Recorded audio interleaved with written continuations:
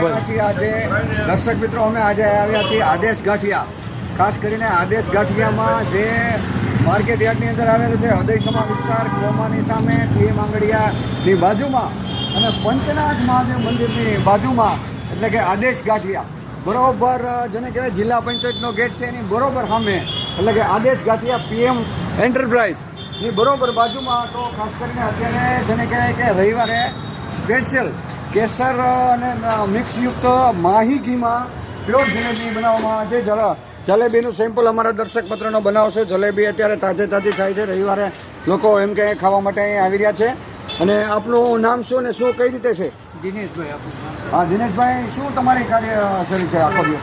સિંગ તેલમાં ગાંઠિયા બપોર સુધી બનાવી છે. બપોર પછી બધું તમામ ફરસાણ સિંગ તેલમાં બનાવી 6 થી રાતે 9 વાગ્યા. બરાબર. ખાસ કરીને વણેલા ગાંઠિયા, જેને કહેવાય કે ફાફડા ગાંઠિયા, રવિવારે લોકો અહીં એમ કે ખાસ સ્પેશિયલ અહીં આવે છે, જેને કહેવાય કે આદેશ ગાંઠિયા, દિનેશભાઈના ગાંઠિયા અને પ્યોર સિંગ તેલમાં ગાંઠિયા બનાવવામાં આવે છે. તો માનનીય શ્રી જેને કહેવાય કે ભંડારીયાના અગ્રણી નેતા એવા આપણા જયસુખભાઈ કસવાલા અહીંયા દર રવિવારે કે ગમે ત્યારે ગાંઠિયા ખાવા આવે છે. જયસુખભાઈ, કેવું લાગ્યું એનું મને ગાંઠિયા? ડાયાબિટીસ રહીને અમરેલીમાં આવું એટલે પહેલો વિચાર કરો કે થોડા ઘણા કાયમ ગાંઠિયા ખાઈ લો.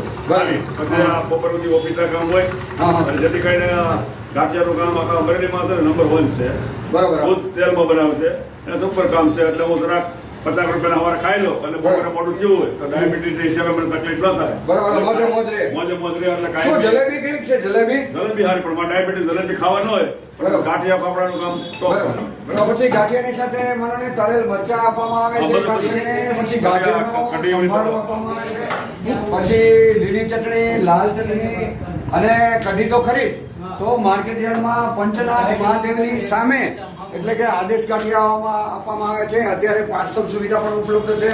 અને આપના શુભ લગ્ન પ્રસંગોમાં, ખાસ કરીને શુભ લગ્ન પ્રસંગોમાં આપણે મનોને કંઈ ગાંઠિયાનો કે જલેબીનો લાઈવ ઓર્ડર આપવો હોય તો મળી શકે છે. અત્યારે દિનેશભાઈ મસાલો નાખી અને ગાંઠિયા બનાવી રહ્યા છે અને દિનેશભાઈ સારી એવી કામગીરી કર્યા છે.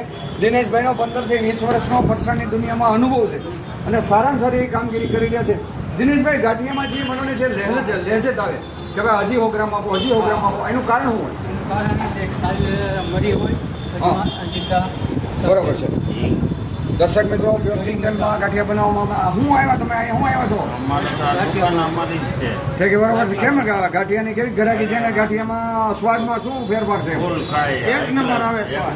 એક નંબર. એટલે એમાં મને એમાં મસાલો કયા પ્રકારનો નાખવામાં આવે છે? તીખાનો આવે છે કે તીખા આવે, જીરું આપણે ઓલા અજમા આવે, પછી હિંગ છે? હિંગ છે. બરોબર. પ્લસ એક વખત ગ્રાહક આવે ને તો